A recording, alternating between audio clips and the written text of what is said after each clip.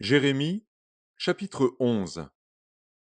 La parole qui fut adressée à Jérémie de la part de l'Éternel en ces mots.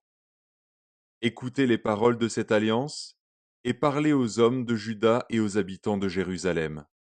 Dis-leur, ainsi parle l'Éternel, le Dieu d'Israël, maudit soit l'homme qui n'écoute point les paroles de cette alliance que j'ai prescrite à vos pères, le jour où je les ai fait sortir du pays d'Égypte, de la fournaise de fer, en disant, écoutez ma voix, et faites tout ce que je vous ordonnerai.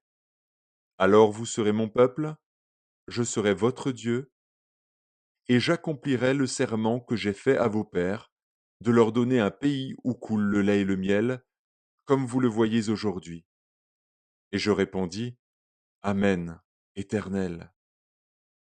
L'Éternel me dit, publie toutes ces paroles dans les villes de Juda et dans les rues de Jérusalem en disant, écoutez les paroles de cette alliance et mettez-les en pratique.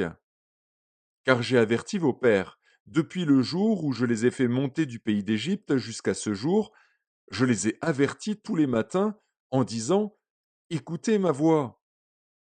Mais ils n'ont pas écouté, ils n'ont pas prêté l'oreille, ils ont suivi chacun les penchants de leur mauvais cœur.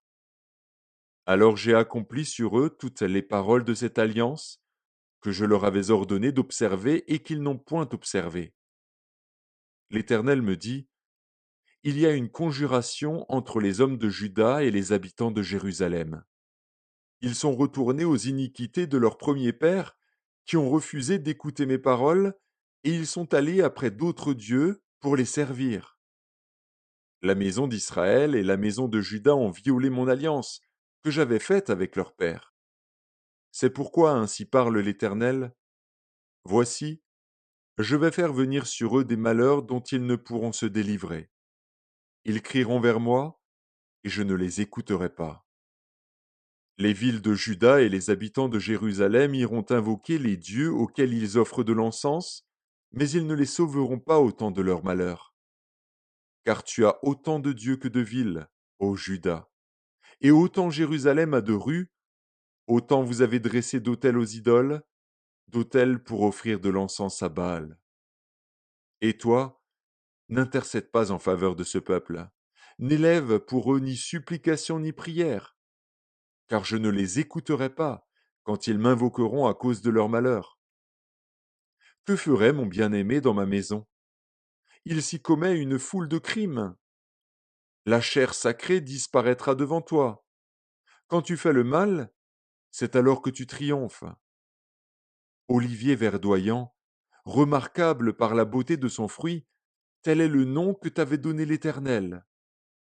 Au bruit d'un grand fracas, il l'embrasse par le feu, et ses rameaux sont brisés.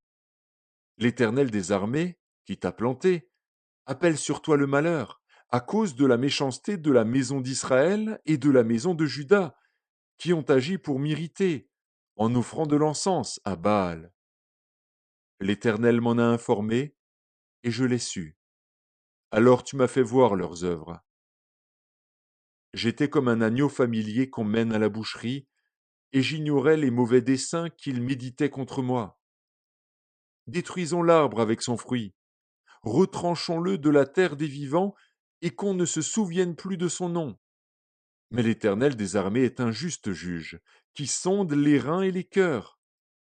Je verrai ta vengeance s'exercer contre eux, car c'est à toi que je confie ma cause.